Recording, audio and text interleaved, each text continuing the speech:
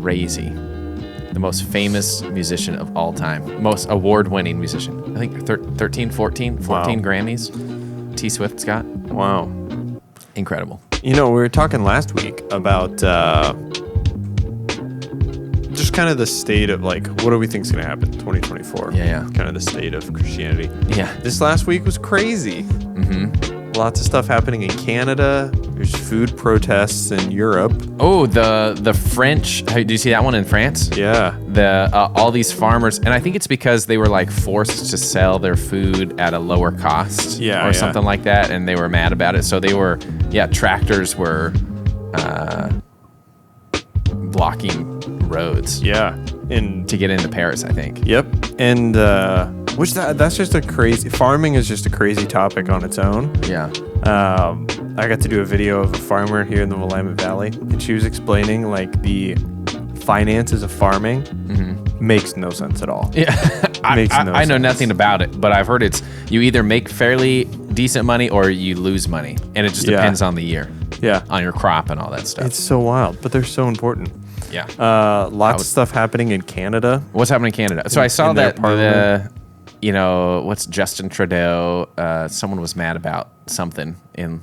I like how they argue. Have you watched any of their? Oh yeah, they're so like funny, yelling back and forth. The honorable leader of the opposition, and everyone's like, "Get out!" You know, if someone says something they like, everyone's like, "Get out!" You know, and yelling and stuff. It's so funny. It's fascinating. Yeah. Compared to United States, they just argue behind the scenes. Exactly. I mean, might as well just put it out there. You know. I think it was a funny one came on my thing last night of. I can never remember the leader of the opposition's name. He's funny. He's very satirical. Okay. But he was like, he got up and he's like, I'd like to welcome Justin Trudeau back from his $80,000 Jamaican vacation. I just think,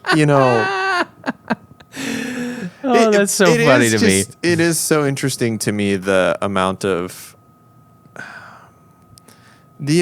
resources that our politicians consume. Sure. In just travel. Or think about this. The Super Bowl is this coming weekend. So, like we talked about climate change, was the last episode? 2 episodes ago. Mm-hmm. And, I think we're all for doing what we can to take care of the environment. But what's interesting is typically those who really push that agenda, it's like rules for you and not for me. Yeah. And so in Las Vegas this weekend for the Super Bowl, there are 0 parking spots left for private jets. Completely full. Wow. You cannot bring a private jet into, because they're all the spots are taken.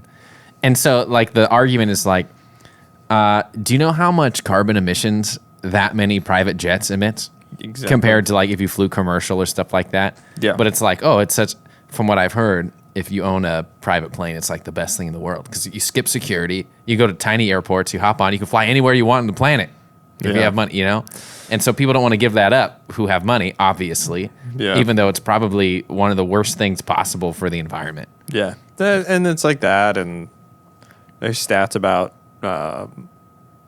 like trans-ocean shipping, like shipping from, some port on the East Coast to the West Coast or something, and how bad that is for the environment. And I heard that's like one of the best things for the environment is shipping through water. Is it one of the worst? I don't know that it's...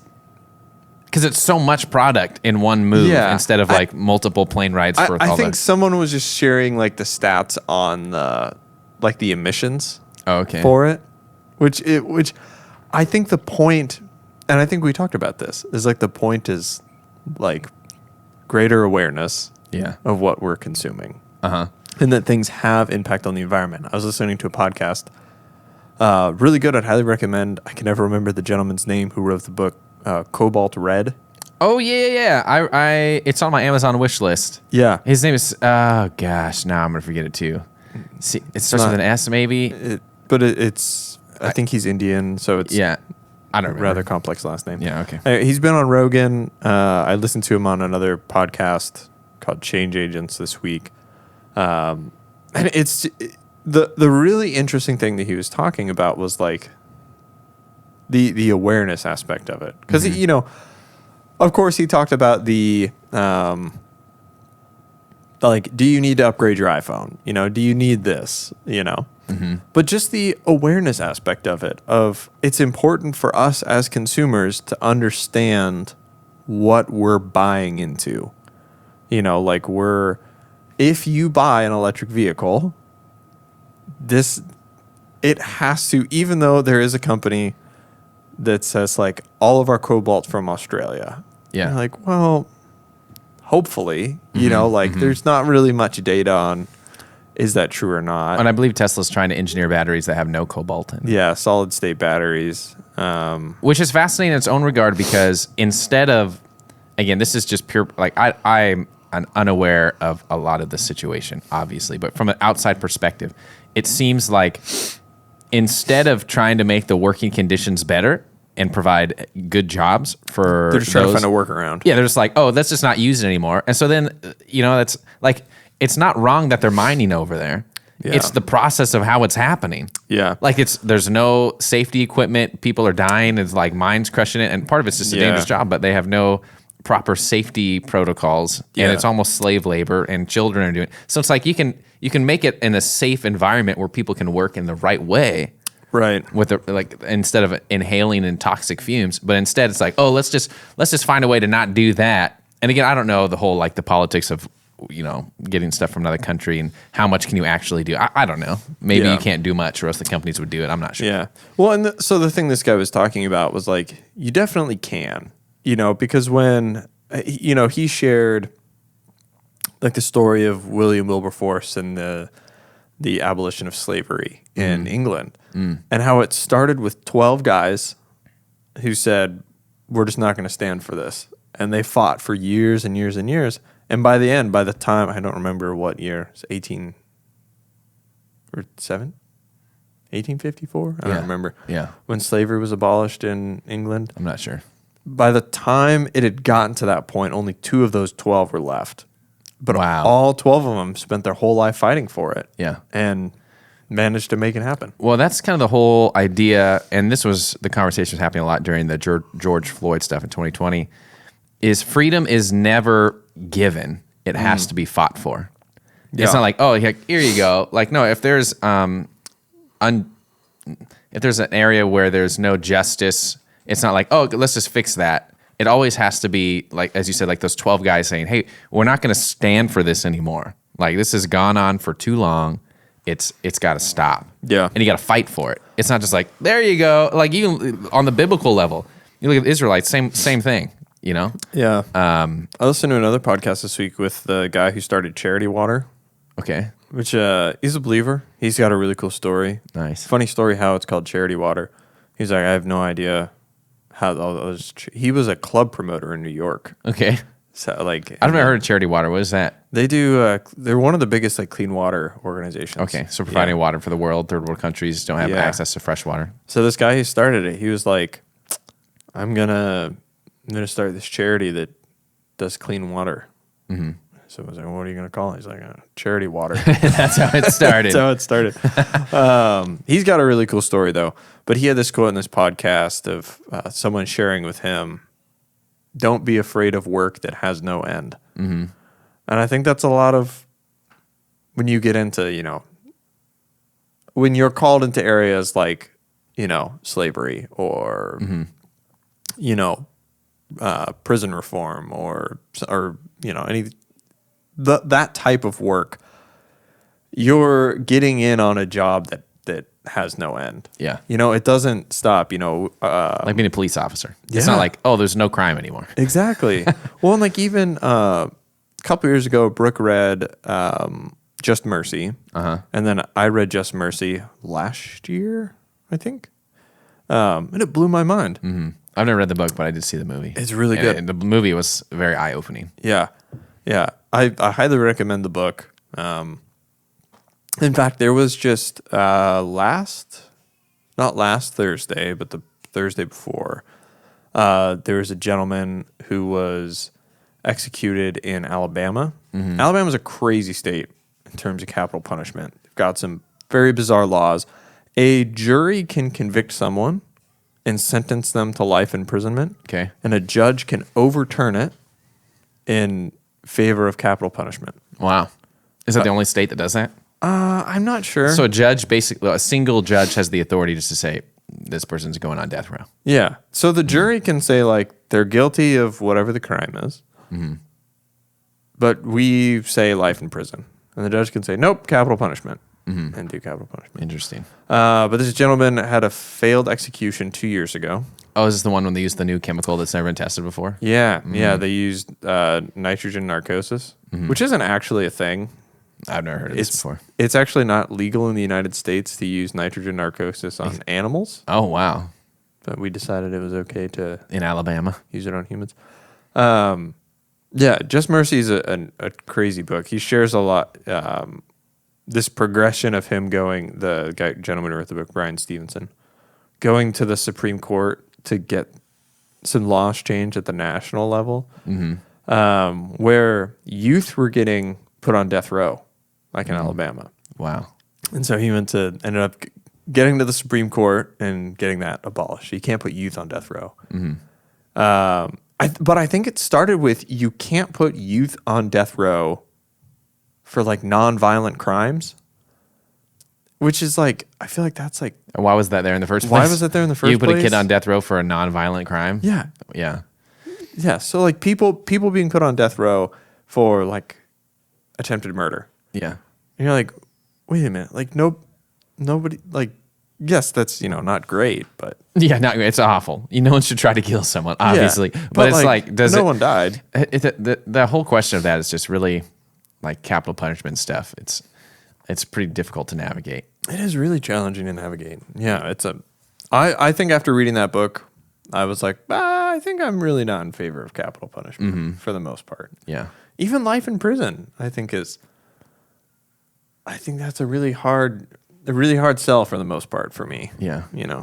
I don't know.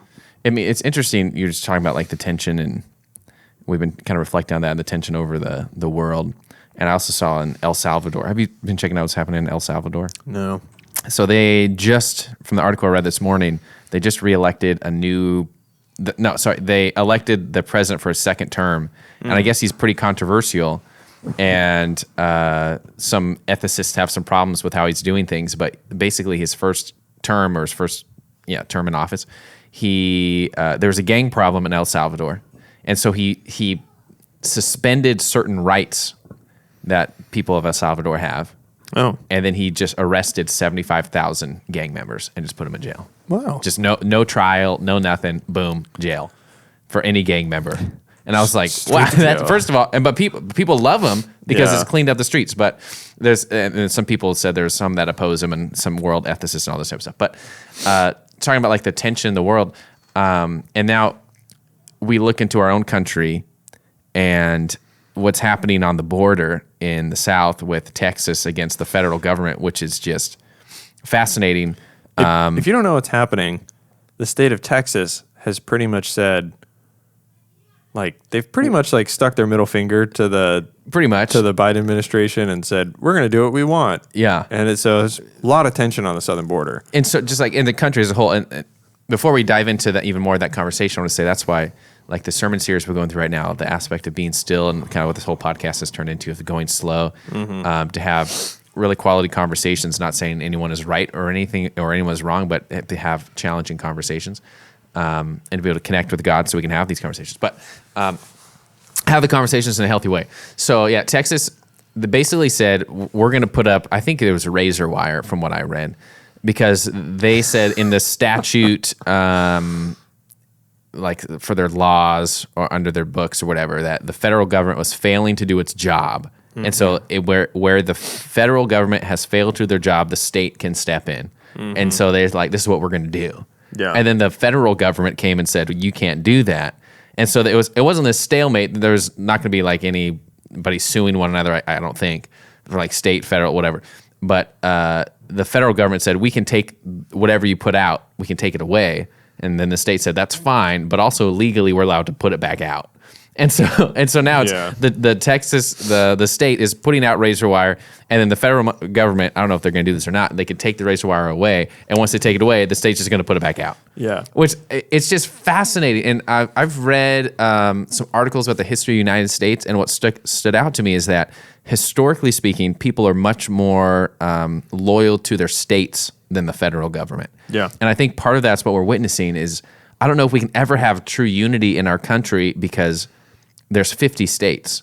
Yeah. And so there's 50 different ways people do things.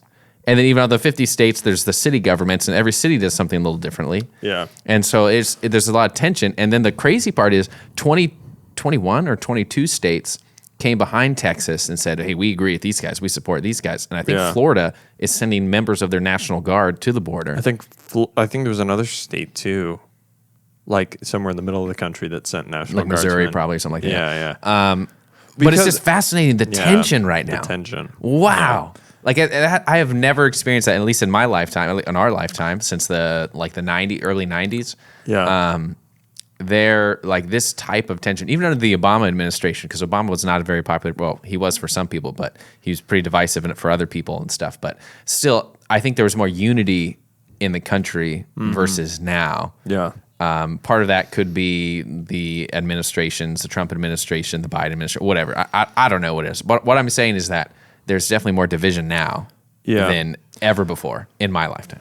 No, I totally agree. And I think, people ask me this question a lot with like the homeless community here. They ask, like, well, what's the solution? And in general, I'd say my answer is, like, you got to get to know people, because it's gotten to the point now where a lot of these issues, and now I'm speaking more broad than just homelessness. A lot of these issues, like, are not going to be solved with legislation alone. Mm-hmm. I was listening to a podcast with a guy who's a Border Patrol agent. He was U.S. Special Forces and then went into Border Patrol. And he was, sharing his perspective of, I think he was in Border Patrol for like 10 years or something. Mm-hmm. And he's Hispanic. He's U.S. citizen, but he's, whole family's from Mexico. So he has a unique tie to the problem. Mm-hmm. And he was sharing, like, he thinks Border Patrol is like being in Border Patrol is one of those patriotic things you can do, because he was sharing a perspective that I'd never really thought of before. Because for those of you who don't geographically know what's happening at the border, where they're putting up razor wire is a city or county park in Texas where people just literally swim across the Rio Grande. Yeah, and just come right in. And land at this park. Mm-hmm. And two things that really stuck out to me. He was like, you're a Border Patrol agent.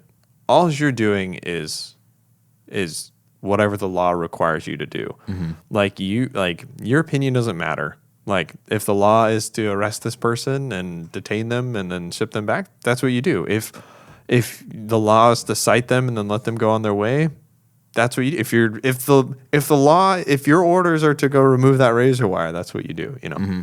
But he was sharing, he's like, and this is kind of the issue this is kind of the situation that kicked off the problem at the border this last time is, I believe 3 people drowned. Mm-hmm. Because Texas had closed. They had put up razor wire. They weren't allowing the Border Patrol in, and 3 people tried to swim across the Rio Grande and drowned. Mm-hmm. And so this guy was sharing on this podcast about how, as much tension and as much turmoil as there is in the United States, this is still such a place that people want to be that they're willing to stand on the banks of a river, knowing that they don't know how to swim, mm-hmm. to jump in to try and get to the other side. Like, that's how much the American dream means to these people. Mm-hmm. And I think like the reason I bring that up is you think about, like, how often do we hear that story? And like, how often do we slow down enough to hear and to even ask ourselves, like, why are so many people trying to get across? And I think from one end, you hear a lot of like, well, they're illegal, they're breaking the law, now mm-hmm. they're catching people on the terrorist watch lists at the border. Mm-hmm. And those are, definitely things to consider. But like, America is still still has such a draw on people that they're willing to risk everything they have. Yeah. Give up every dime in their bank account and put their life on the line just to cross that line, you know? And I think that's the important thing of like getting to know people and getting to understand their stories, I think is so important. Yeah. Because it takes it away from being a political issue and something that we change with legislation.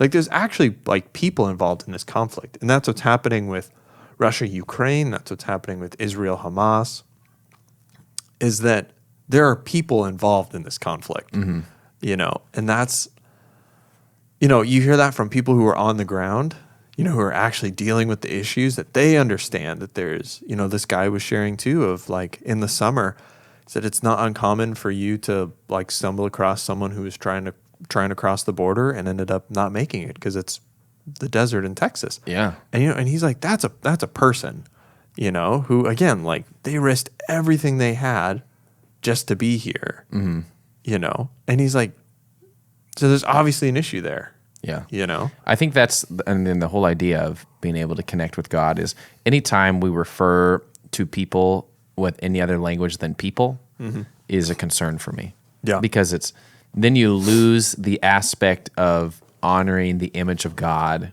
within people. Yeah. Now we can have those conversations of like, is it loving to let someone come into the country through the desert and almost kill themselves? Yeah. You know, or almost, you know, going through the river and drowning and stuff like that's horrendous. We never want that. But at the same time, it's like it's not a healthy system just to like obviously. I don't know if anybody, and this is kind of like this, people would say, "Oh, Democrats just want an open border." I don't think they want that necessarily. Maybe I don't think I've heard them say like, "Hey, let's just open it up and let everybody in." Right? Yeah. That's not how people define their political belief or how they want their policies. I haven't done much research in it. All I know is that I am for, in my personal opinion, people coming into this country, but in a healthy way where they don't have to risk their life, and where they can become a citizen easier than what it currently is. Because from what I've heard, like I have some relatives that were not born in the United States and who came here, and the immigration process to become a legal citizen is like, it's insane. I remember like the tests you have to pass and all this stuff. And part of it's like, I understand maybe some of it, like you want to know where you're living and some historical stuff. But I am for an easier way for people to come legally. But at the same time, like I think one of the arguments is like, is a country without a border? Yeah. I think every country in the world has a border. I think one of the challenges is the United States, the border is gigantic. You know, you got the Pacific Ocean, the Atlantic Ocean on either side.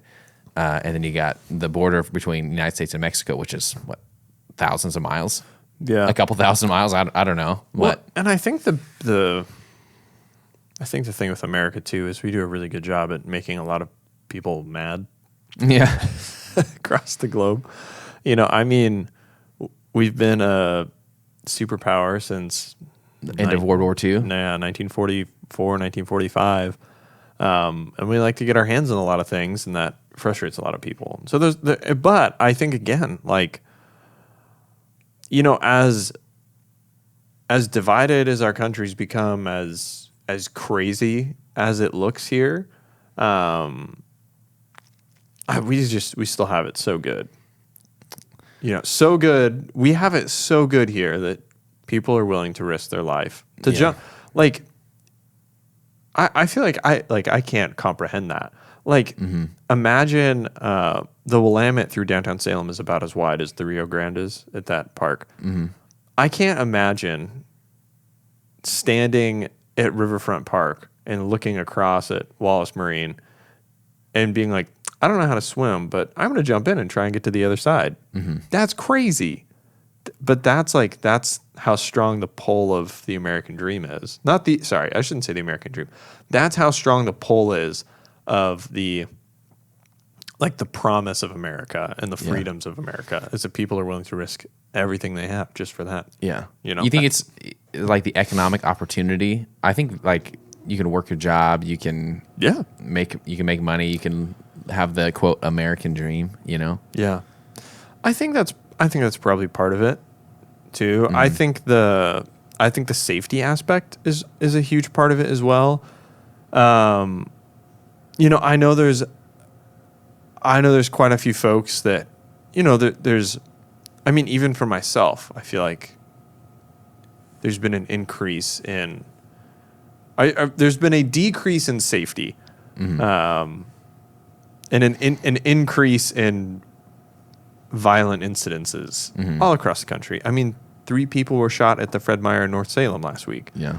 You know, there's a gun safety like round table at the Elsinore Theater that I'm going to go to. It's on Wednesday, right? It's like the next week, but I think yeah. Yeah, I'm going as well. Oh, nice. So I'll see you there. Yeah, so like the chief of police, the county guys, and all this stuff, and they're talking about like how we got here, how to move forward, and stuff. But I mean, that's just our community of Salem, which is a city of 180,000 people. Yeah. So I think it's happening everywhere. Yeah, it's a very strange epidemic, and I mean. Should I say that? I don't know. Whatever you define epidemic. Yeah. I don't know. Whatever. Yeah. I think what we're saying is it seems like it's going up. Now you could look at the stats and be like, well, it's not going up. It is going up. I don't know. But from our personal experience where we live, it sure seems like gun violence is going up. But I also heard that back in the early 90s, there was more of a gun problem in Marion County, which is where we live. Yeah. And so it kind of went down. Now it's going back up. So maybe it's just the ebb and flow. And the sad thing is a lot of it's teenagers, which is really really sad. And that's kind of the point I was going to bring up is that I feel like we hear a lot about like the gun violence or the violent crime or whatever, but we really don't know who those people are. Mm-hmm. And it's a lot of kids. It's a lot of kids. I'd say the highest majority is children, for sure. And if you want to know more about it, I've done 2 stories of kids who have. One of them brought a gun to school and was expelled, and another one has been involved with a lot of the violent crime in Salem. Mm-hmm. And they're kids. Yeah. They're kids with stories, with crazy stories of their upbringing in their life, and it's wild. And that's why it's any time we're talking about any issue and we start calling people anything other than people, that's like, oh, they're not a person, that's a gang member. It's like, okay, no, that's a person. Granted, they may have made terrible choices, and I think we're very clear that choices have consequences.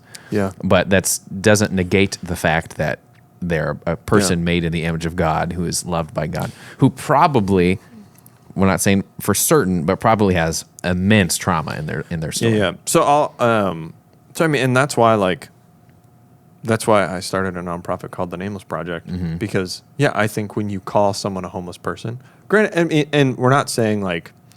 I get really frustrated when there's this language war of like, well, they're not homeless people. They're people experiencing homelessness or houseless people. Yeah. I'm like, okay, whatever word you want to use to refer to a large group of people that do not live in homes and live in tents on the street.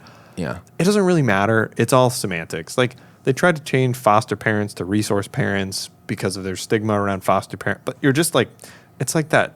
This is nuance. What's that? The shell game? It's like a shell game. And in 10 years, they'll change it back. They'll change it back or change it to something else, whatever. I mean, I think this is a rabbit trail, but you got to have some word to refer to a large group of people. And eventually it's going to carry a stigma. People aren't going to like it. In my opinion, get over it. It's the intent behind it, in my opinion. But, so anyways, interviewed this one kid, and he was sharing. He used to mow lawns, and this isn't private. Like his story, I'll put a link in the description. You can hear him tell the story. But he used to mow lawns, and he would charge people whatever they wanted to pay. So some people pay him $10, some people would pay him $40 to mow his lawn, and he loved it. Like he loved working. He would just go around in the neighborhood, just mow people's lawns. Yeah, And then he got older and then, started getting mixed up with other kids in the neighborhood and realized like, oh, I could sell substances and make way more money, and like work just as hard and make more money, and it's hard when that's the thing you're surrounded by. And he shared another story of like, I just asked him to kind of talk about like, how is your life different than some other kid's life, you know? And one of the things he was sharing was he was just hanging at his house one day, and there's a couple walking by his house with, you know, like one of them was pushing a stroller, and the dude like broke a beer bottle over the girl's head. They were like in some argument. Oh my goodness. And he's like, it didn't even faze me. And he was telling someone about the story, and they were like, you saw what? Mm-hmm. You know? And that's when he realized like, oh, like my childhood is different than other people's. You know, like this thing that, like to him that was normal. Yeah, to him that was just like a normal thing. You know? And I think that's the like, when you slow down and hear those people's stories, it really changes how you look at the situation. It doesn't excuse the behavior. Yeah. But it really changes how you see things, you know? So this is actually comes when we'll post the interview with Dr. Glenn. I can post it this week or next week. But I think if you talked with a therapist, what happens is people get into a trauma state where they have, when you're in a state of trauma state, you have the inability to connect with people. Yeah. And to kind of see the reality, because your brain basically goes into a defensive mode of survival.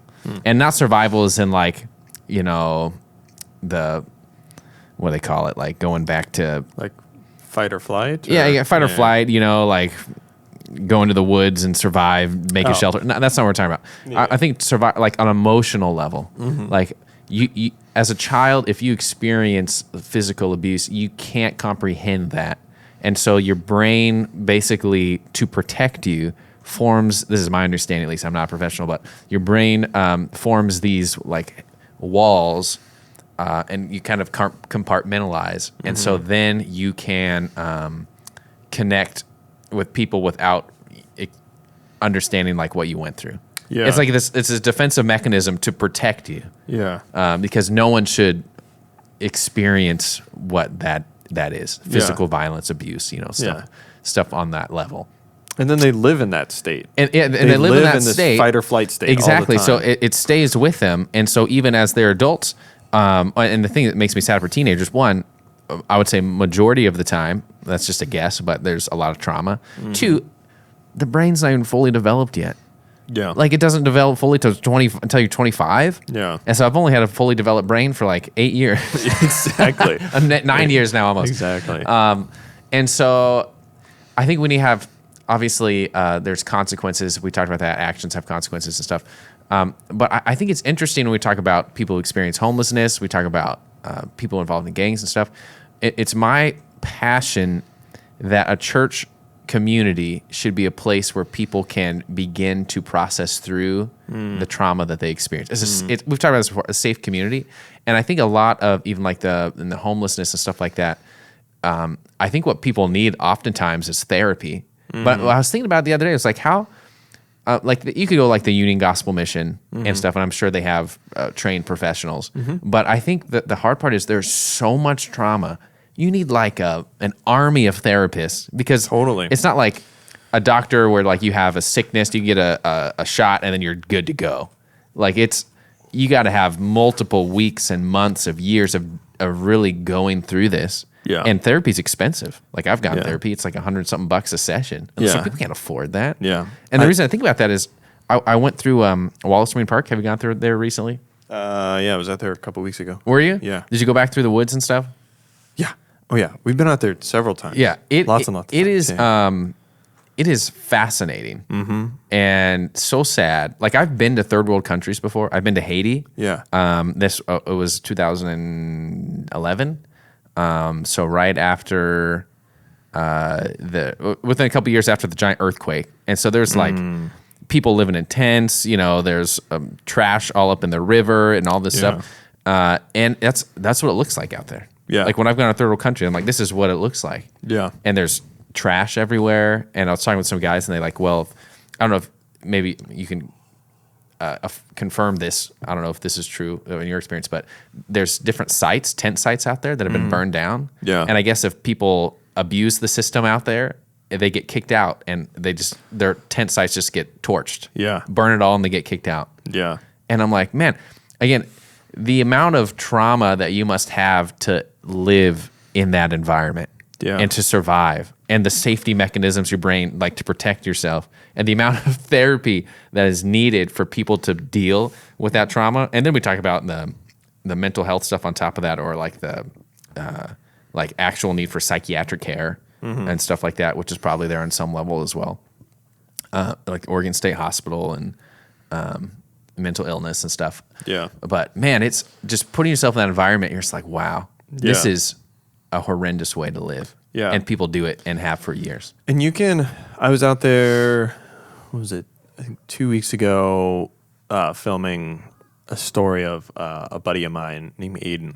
And he lived out there. He ran away at 11. He was on the streets for like 13 years. 11 years old, which is bonkers to me because my daughter's just turned 10. Yeah. And I'm like, I can't. It ran away from home. Ran away at 11. Yeah. Lived out there for 13 years. In the woods? Yeah. Are you serious? Yeah. Are they still out there? No. Okay. So he's clean, off the streets. Does a ton of stuff with Beebold Street Ministries. Okay. And works for Ideal Options, which is Nice. a medicated-assisted treatment program over by the... they have a couple different offices around Salem, but their first and I think their main one is off of... what was that? Where Liberty and High meet or something? Over by that McMinimans. Okay. Yeah. Really cool story. And we were out there, and it's wild. Yeah. Just asking people share their stories. And there's a gentleman out there who, that morning, he was released from Oregon State Penitentiary. Like he's out in the woods. Yeah. Oregon's maximum security prison. He was, maximum security hospital or like prison. Oh, wow. Yeah. Yeah. He'd been I don't remember how long he said he'd been in, but, I just asked him like, why, like, what are you doing out here? And transitional housing or like, what was the issue? He's like, this is where all my friends are. Yeah. And so that's like the state that these folks are in. And I was looking for the stat. I've got it somewhere. Let me do a little bit more work on finding it. But the Union Gospel Mission in Salem. Yeah. I saw that they just got a grant to Monk House for $1.4 million, which is incredible. Did you see that? No. You didn't see that? No. I got in the mail a letter from the Marion County Commissioner, and Samunga House is getting a full gut remodel, inside, outside, new roof. Nice. Expanding their family rooms. Yeah. Yeah, $1.4 million worth. Yeah. Which is great because their facility needs a little elbow grease. Yeah. Samunga Place needs some help. I'm trying to... Dang, I don't remember the stats. But it was some crazy amount of counseling sessions that they did last year. I want to say that UGM did, or yeah. It was. I'm trying to find it. It's buried in an email somewhere. I know we had it out for. We had it out for our event this weekend. But it was basically like somebody was in a counseling session 40 hours a week. Wow. Because, they have 2 or 3 counselors at Samunga, 2 or 3, actually, they've 3 or 4 at the men's mission. So basically like 40 hours a week, somebody was in counseling at the mission. And it's and exactly like what you're saying, like, it's expensive, but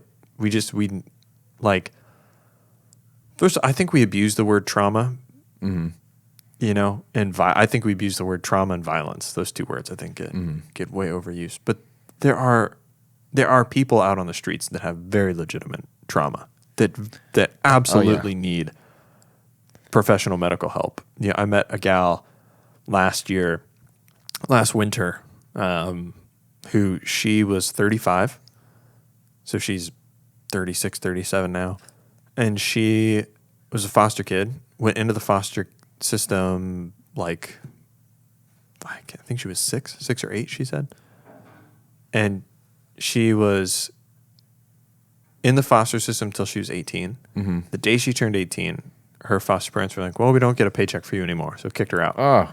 And she'd been on the streets since she was 18. Jeez. And you're like, so I think that's like my heart with like what God has called me to do is, I think if people new stories like that and it's like one thing for me to sit here and tell that story and for people to hear that, like, it's going to pull on the heartstrings for sure. But to hear someone share their story, like one of the stories I have on the site right now is a gal, her name is Risa. She's been on the streets for a long time, but the thing that initially got her on the streets was the guy she was living with kicked her kids out. Mm-hmm. And she's like, I want to know where my kids are. I'd rather be homeless and know where my kids are than be in this house and not. And she's been on the streets ever since, over 10 years. I mean, when I think about it, I almost begin to become overwhelmed with how much trauma people experience.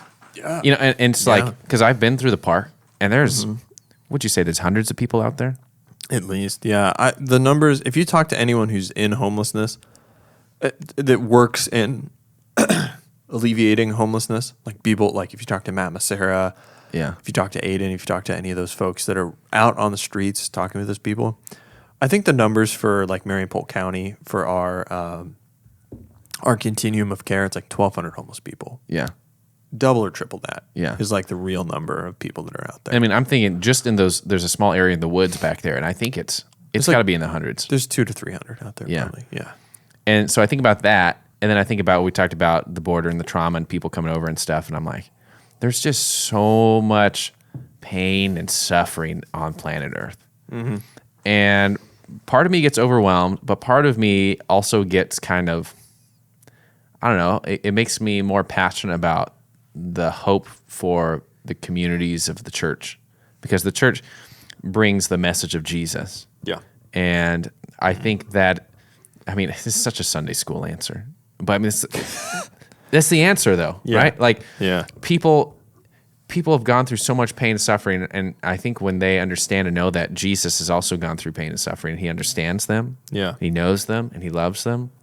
And I think one of the challenging things is to process through, at least in my experience, and like on the therapy level, to process through the pain you've experienced in life, you need a safe environment to be able to do that in. Mm-hmm. And so you can't just like have a giant semi-truck full of therapist office and pull up to the side of the road, like hop in here and then get out, because they're not living in a safe place. Like, how can you process through the pain you've experienced if you're still in a state of like heightened anxiety? Yeah. You have to be able to regulate yourself, regulate your anxiety before you can even begin to process through the trauma you've experienced. Yeah. And so that's why it's so hard and so complex, because you want to help people process through their trauma, but at the same time, people are responsible for themselves, and you can't force anybody to do anything. Mm-hmm. You can't force somebody to get into a safe environment.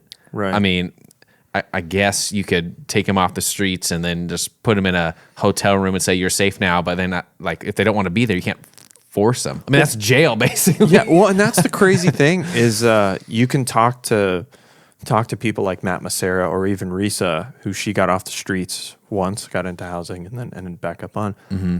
I remember, I've known Matt Massera for like 4 years now, 4 or 5 years, and I remember the first time he shared with me when he first got off the street and got into housing, he would sleep, even like through the winter, he would sleep with all the windows open and he would sleep on the floor.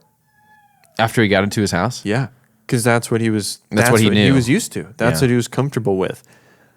And it's funny. And I remember my brother-in-law did the Pacific Crest Trail, hike from the Mexican border to the. He did the whole thing. Border. Yeah, that's incredible. And this isn't obviously comparing homelessness and backpacking, but he said when he got back, it was like he slept in a tent in the front yard for like the first like 2 weeks. Wow, because he's like, that's what he knows. He's just 3 months for 4 months. 4 months, yeah. Yeah, and I think that's something that we forget is that, I don't want to speak on behalf of Matt Massera, but he said this on camera several times, so I think it's fine. But if you meet someone on the streets and they say they're doing okay, they're not. They're not. Mm-hmm. They're not. No one out there is doing okay. Especially here. I mean, you think, 2-3 weeks ago we had a crazy ice and there's flooding when I went to the park. It's it's a terrifying place to live. I was talking to some folks the other day that work in homelessness, and they understand that. And we were talking about frostbite. I was like, frostbite is something that you hear about, like people in the Himalayas getting when, they climb Everest and they take their glove off when they have frostbite or whatever. Like that's something that people in Salem, in your community, that happens to them because it's like we got into the teens. What, it's 2.5 weeks ago? Yeah, 13, 14 degrees. Yeah, like that is dangerous, and that's happening right here in our community. And yeah, like you said, like you can't just force people into a hotel. Like that's the thing that frustrates me about the term homelessness, because them having a home is not the problem. There's a cacophony of issues, just like, but it's the same thing with like if someone, if there's, unfaithfulness in a marriage or something like that, like the act of adultery isn't the issue, well, that is an issue, but that's not the whole problem. There's that's something a symptom underlying of the problem. Yeah. And it's the same thing with homelessness. It's the same thing with, immigrate, all these things that we're talking about is these are just symptoms of a greater heart issue. And I mean, I think that's from Genesis to Revelation. That's the story we read, is all of these symptoms like that the Israelites have that the Pharisees have. They're just symptoms of a greater problem. It's so challenging to even have these conversations because we talk about, we talked about at the beginning, right? People come to the United States because there's hope and they could get a job, hopefully, and they view it as a land of opportunity. And so sometimes they're fleeing really dangerous situations. Sometimes they're fleeing communism, sometimes, whatever, define what it is. And so we're like, oh, but the United States can't have everybody on the planet. But at the same time, like the United States, it can't just go into countries and force people to be like, all right, we're going to set up, and they've tried that and it's failed. Yeah. Like, oh, we're going to give you a democracy here. I was listening to an argument on that the other night, last night, an interview with a guy. And it's so weird. We're going to give you democracy. Yeah, it's like, here you go. We're just going to take over and like we can't, that's not possible. And I don't think it's right either. Yeah. So kind of the same thing. Like we can't force anybody to do anything. And I think we kind of have this conversation. I mean, it kind of reminds me of the one we talked about climate change, where no matter what we do, there's always going to be these problems. Yeah. We're never going to get to a perfect utopia where everybody has a perfect democracy, everybody's making money, everybody's safe. Like it's just not going to happen. And it's not that we don't pursue justice when we need to pursue justice. Like as we talked about at the beginning, like the guys who fought for freedom and said we're not going to take it anymore. Like I think that we got to do those things and support those people. But for the followers of Jesus, understanding it's always going to be there. Yeah. And as you said, the never-ending jobs. And I think that's like following Jesus. It's like there's always going to be people who are within trauma. There's always going to be people who are far from God, who need the love of God. Yeah. That's never going away. No. And I think that's not like I mean, I think that's a biblical response. Like that's never going away. Yeah. Like even Jesus says the poor will always be with you. And I think that's something that we will always have to work towards. And we're not working to end it. And I think that's an important piece to remember for us. It's like we're not working to end homelessness. We're not working so that everyone on earth has clean water. We're working to bring the kingdom to earth. That's what's happening here. The gospel dimension. Because I think going back to the counseling and people on the streets and whatever. And this is one of the things I love about Matt Massera and Be Bold Street Ministries is they're meeting those physical needs of like, hey, so you don't die, you need a sleeping bag and a tent and some socks and some hot coffee and some food. However, those are always second compared to the gospel, bringing the gospel, bringing the good news, bringing Jesus, bringing salvation to these folks, because like we don't know what's going to happen. Like I could get in a car wreck on my way to run errands today, you never know. And so the physical needs are always second compared to the spiritual needs. And I think that's what you talked about, dealing with symptoms versus dealing with what's underneath those symptoms. And I think that's the beauty of the Gospels, because it speaks to those underlying symptoms. It heals people, and Jesus meets us within what we've experienced, within that trauma, And if we have the safety of a relationship with our Heavenly Father, then we have the ability, I believe, to process through some of that pain. Mm-hmm. Because ultimately, Scripture says we will be safe in the shadow of His wings. Yeah. Like true safety is in Christ, in Christ alone. Right. Like even we have homes and stuff like that, and we feel safe, and it's I guess we are safe for the most part, but you never know. Someone could break into your house or whatever. So I'm saying true safety is within Christ. Yeah. And Christ alone. And that's where we can rest. Mm-hmm. And that's what we're talking about our sermon series right now. The rest, the peace. That's what only God can give. Yeah. But at the same time, as we said, you can't force anybody to believe anything. You can't force anybody into a home. You can't force anybody to believe in Jesus. Yeah. And so that's why at points, I think we just have to release our hands and say, Lord, like you know better than me. Yeah. You're a better God than I would ever be. Yeah. And so I'm just going to let you be God, and I'm going to do what I can do. Yeah. Well, and I think one of the things too, when you're talking about Wallace Marine Park, that I think is really important is you don't drive through Wallace Marine Park. Mm-hmm. You have to walk through Wallace Marine Park. Yeah. And I think that's really important when it comes to slowing down in these. I'll also say, just as a side note, make sure you're with someone who knows what they're doing when you please go. When you go. Don't just wander back into Wallace Marine Park. Not to like fearmonger or whatever. No. But it is not safe for you to go to Wallace Marine Park if you're not with someone who knows what they're doing. Yeah. Please do not go. Yeah. Yeah.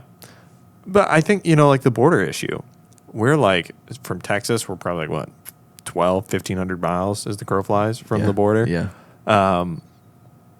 That's not a close to home issue for us. So, we can sit here and watch YouTube videos or the news or read stuff or whatever and have our opinions and whatever. We're not actually walking with those people, and walking with those Border Patrol agents or those National Guardsmen or National Guardswomen or whatever.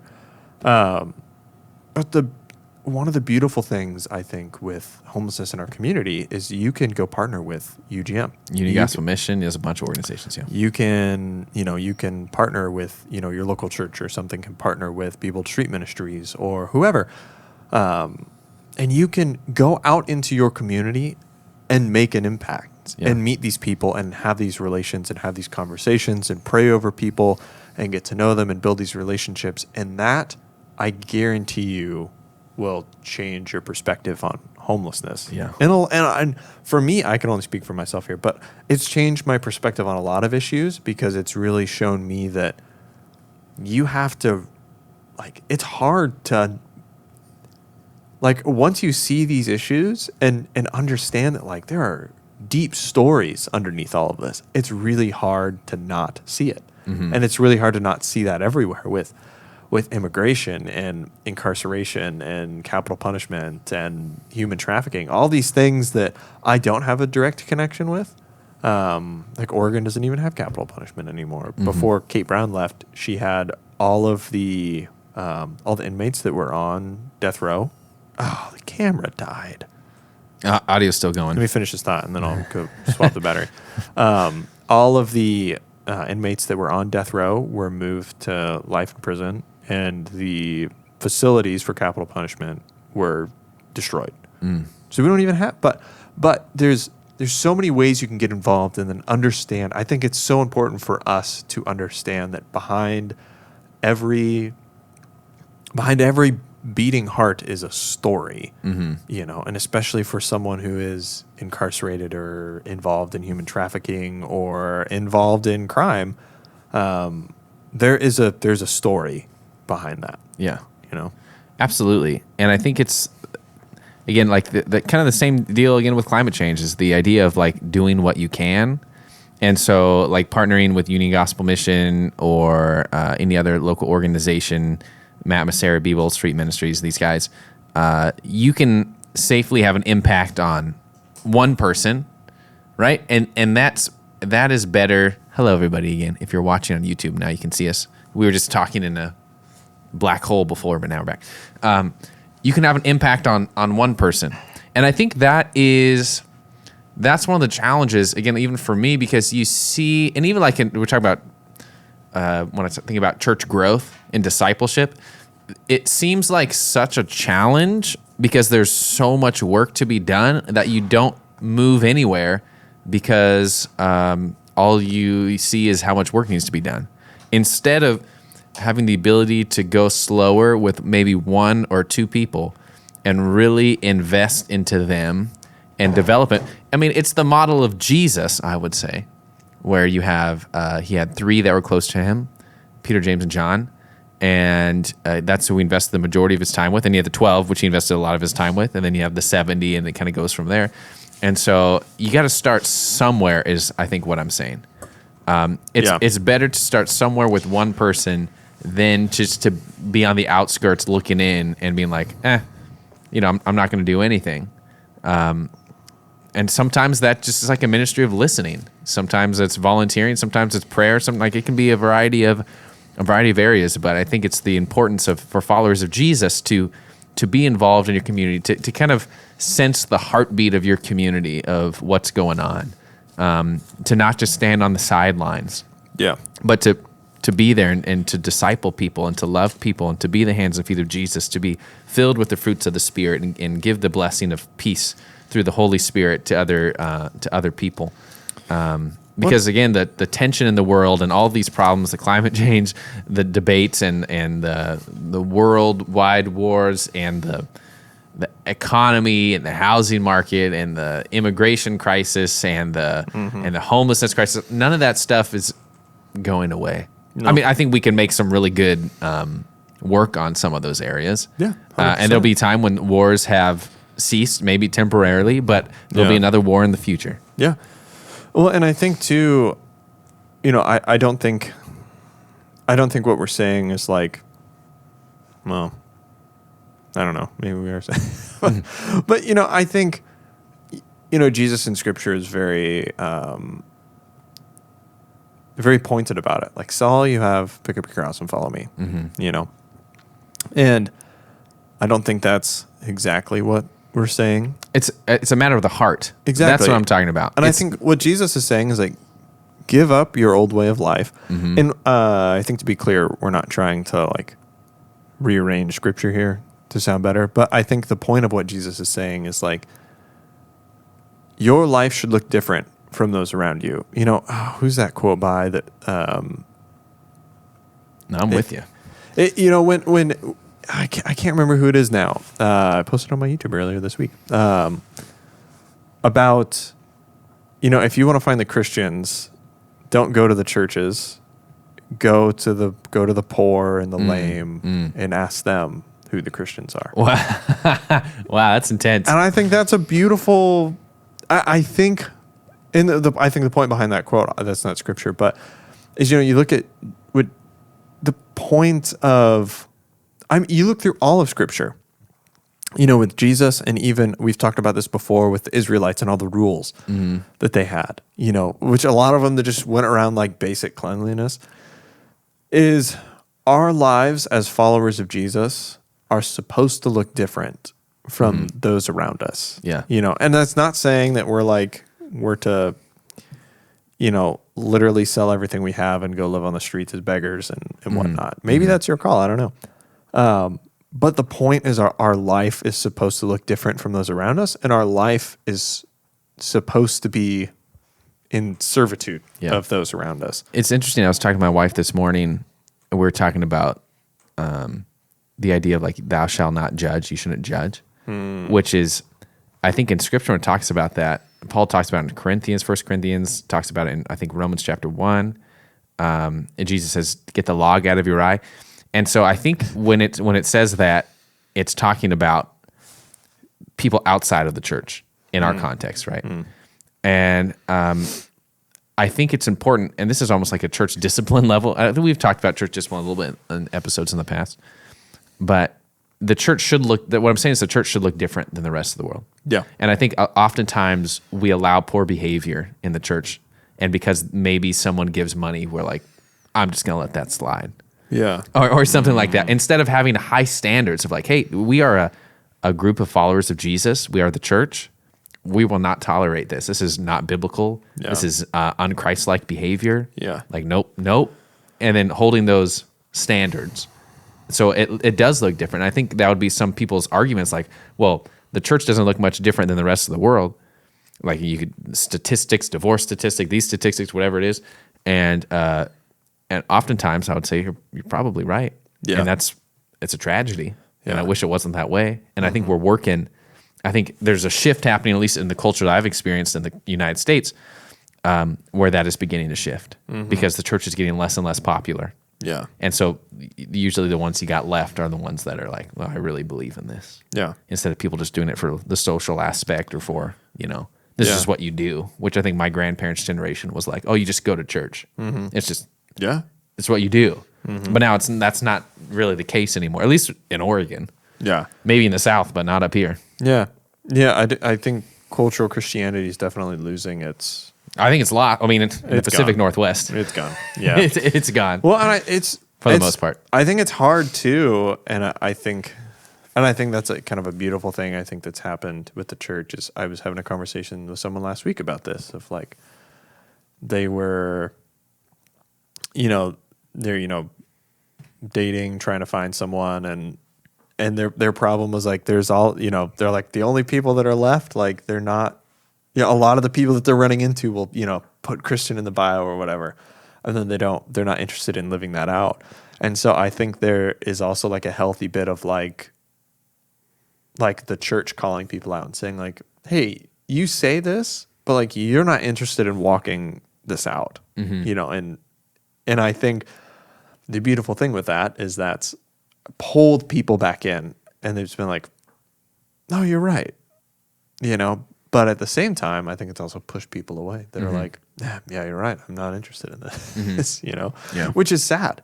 But I think that's the beautiful thing that's happening with the church right now is I think we're really starting to learn who we are. And I think a lot of the issues that we've had in the past, with maybe like a lack of discipleship and a lack of accountability, I think like the tide is starting to turn the other way, and the church is starting to dive deeper into discipleship and holding each other accountable. And I think that's been a beautiful thing that's caused growth, Agreed. And I think the whole idea of, we've seen all like the pastor scandals, and again, there was one there's still new information that comes out here and there from a church in, I want to say Oklahoma.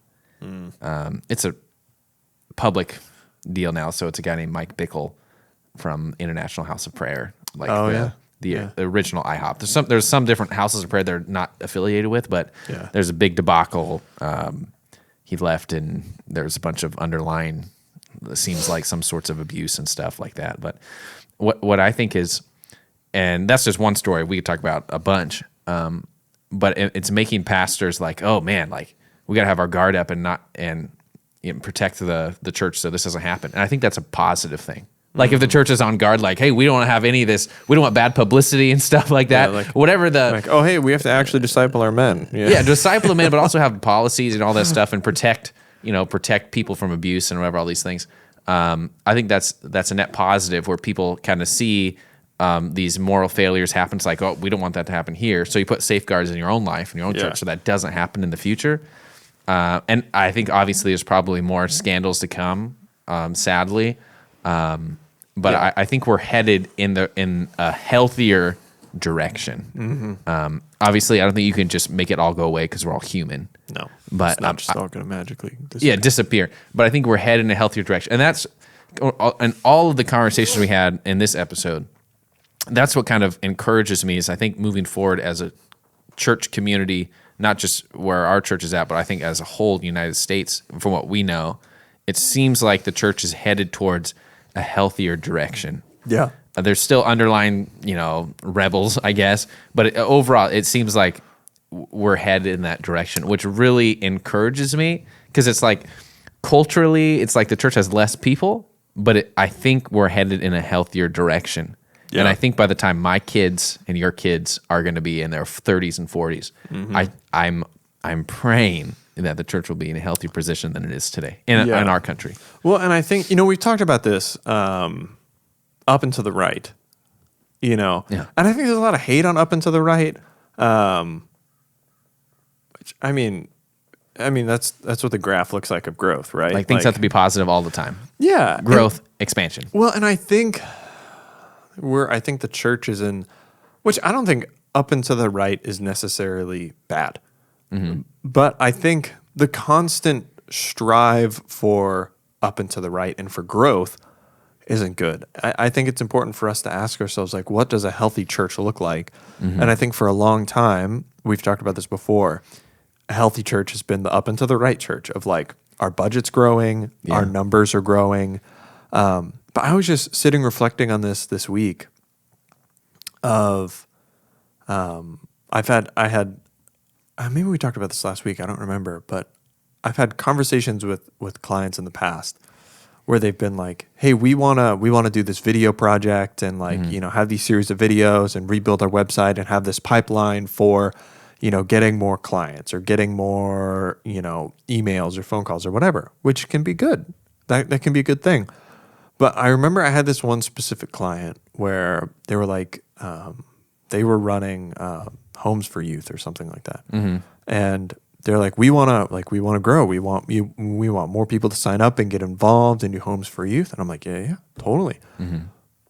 So if we, do these video projects and run this marketing campaign and rebuild your website and have this pipeline for getting people involved, are you prepared to have, I just threw out a number, like 25 phone calls a week, like 25 applications a week?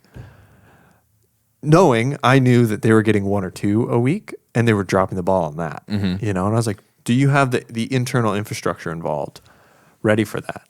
And they're like, oh no, we don't.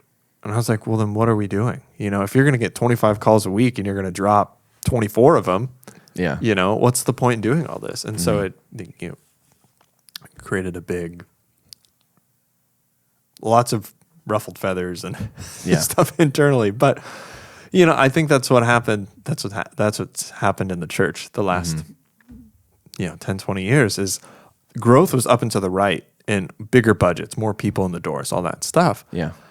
But then the problem became like, oh, shoot, we don't have a system for discipling all these people. We have 3,000 people here on a Sunday, and we don't have a system to truly disciple 3,000 people. And I think that's the thing with like with Jesus feeding the 4,000 or the 5,000 is he was teaching to those people, but like that wasn't an everyday occurrence. It only happens twice in Scripture.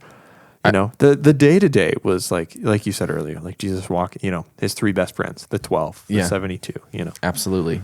And I think part of it's like when we talk about United States culture, church-wise, it's what do we value? And I guess what we define as success. And I agree. I'm not saying a large church is a bad thing. But I think what's interesting to me is Outreach Magazine, which is like one of the Christian publications in the United States. They have 2 lists that you can check out on their website that they publish every year. One is the largest churches in America, and it's a list of, I think, the top 100 churches in America that submit. So some churches don't submit. But for the churches that submit, there's the largest churches, and there's a secondary list that is like the fastest growing churches. And so that's like, oh, this church is 1,500, but now they're 3,000. That happened within the last year. So it's plus 35%. And so they're on the list. And I think the other one was like fastest replicating. So I think that's like... Oh, like planting new churches, multi-site type stuff.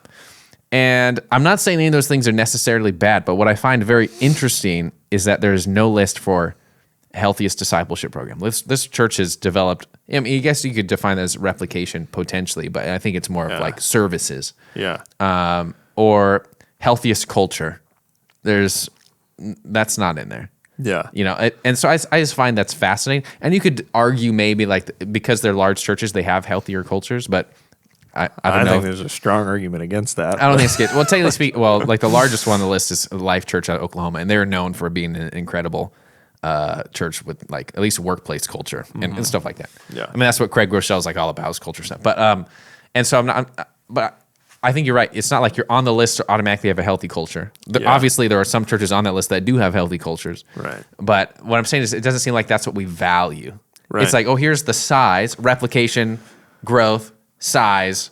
We have lists for those, but there's no list for this church culture is super healthy and they've discipled this many people, whatever. Yeah. I think it's kind of funny. Yeah. It is interesting. And I think that's something that I've I think really wrestled with myself is, why does the church value things that Jesus didn't value? Like, why do we put so much value in size when Jesus never like, he chose 12 people. He could have chosen 200 people to be his, he could have constantly been speaking to groups of 5,000, but he does it twice. Well, I think part of it's, as interviewed with Dr. Glenn that we'll release soon, but throughout the theme of Scripture, from the beginning, Genesis chapter 3, it says, be fruitful and multiply. Genesis chapter 2, 1, 2, or 3, it says, be fruitful and multiply. And there's actually that underlying theme throughout all of the Old Testament. And then it brings in the New Testament as well, be fruitful, multiply. Jesus, go and make disciples of all nations. Be fruitful, multiply, grow and expand. And so I think there's, obviously that's what you want to do, but you want to grow and expand, but it's the definition of like, what does that mean, I guess? Yeah. It's be fruitful. And multiply. Like, are you being fruitful? Or just multiply. Multiply. Because it's like Jesus, he talked to a lot of people, but he invested the majority of his time as 12. But over that, there's a replication. But what's interesting is like even the letters of the church, as in like Paul writing to the church in Corinth, all this stuff, these were pretty small communities. They weren't like giant mega churches. Right. They were small communities. So even Paul himself, who is one of the original missionaries who traveled all over the world, even when he traveled to places, one, he invested in small communities of people, and two, he was always investing into some sort of disciple. It's like Timothy was like his son. He invested into him so much time and effort. Titus, these guys. So he always had these guys, kind of like Jesus did with the three guys in his wing who he really invested and developed.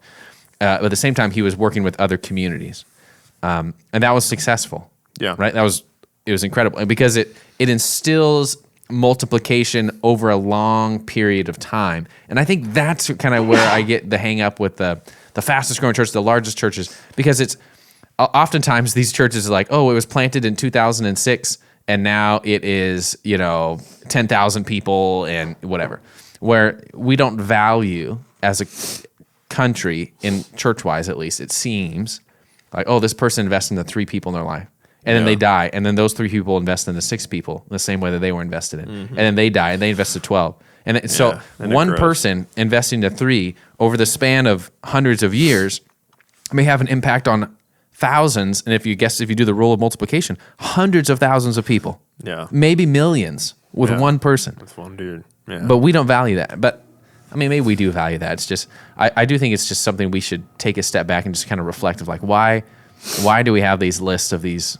of the top growing all these, and even like you can see like plus 25% in green, or it's like, oh, it's minus. Why don't we have fastest? Why is there no list of the fastest decreasing churches? I don't know. No. It's so interesting, and I think too, like, just equating numbers with success is something that. Like, I think that's it. Equating numbers with success. If you have a lot of people, that automatically means you're successful.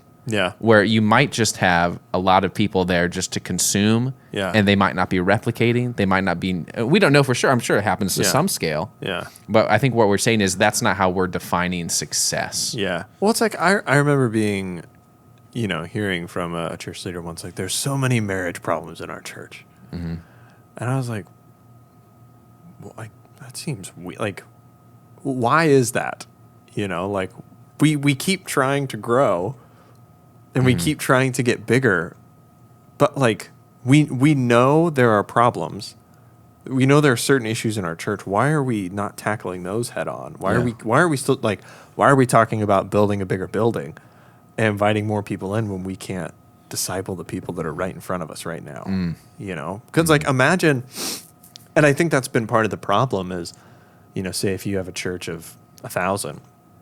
And you have all of these issues that you know about, but you're like, I really want a church of 2,000. So let's get bigger, or let's add on another service. But those problems are still there. Sometimes you're just expanding on those problems. Exactly. And now you've invited more people in with their because the thing is, like, everyone's got like we were talking about with counseling. Like, I'm a huge fan of counseling. Like, I went to counseling for probably 18 months, 2 years maybe. Amazing.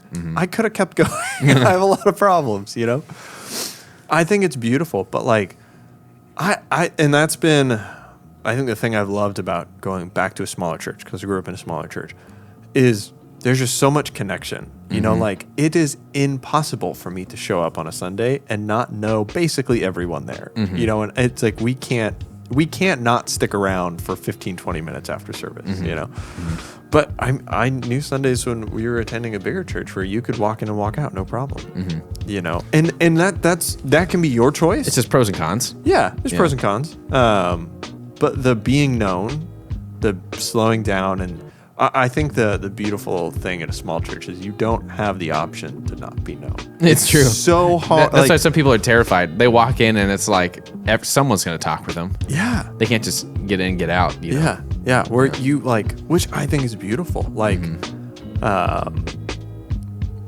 I mean, back to that video that we started this whole 3 miles an hour, baby. Yeah, 3 miles an hour, man. That's awesome. Look, we talked for a long, we had a short episode last time, so we're making up for it. We're making up for it. A couple updates. I'm gone next week, so that'd probably be a good time to. Oh yeah, we'll post it. It's good to go. So I'll post it next week. So sweet. We'll post Dr. Glenn's interview. So. And then we talked last week about starting to put stuff on Spotify. Yeah, I mean, if you're still listening right now, Spotify and Apple Podcasts and stuff. Yeah, we just got to set that up. Yeah. So yeah, it'll be fun. It's coming. For those of you who want to listen while you're cleaning or while you're running or working out or stuff like that. Yeah. It's good. I'm excited about the series. If you haven't listened to the series, you can go on the YouTubes. On the YouTubes, yeah. No, it's fun. I think we're close to 20 episodes. This might be number 20. This might be number 20. Yeah, we're getting close though, but it's been a while. Yeah. That's almost getting close to half a year. We're getting close. No. Half a year. Close. 6 more weeks to go. Yeah. So thanks for listening, you guys. Yeah, guys.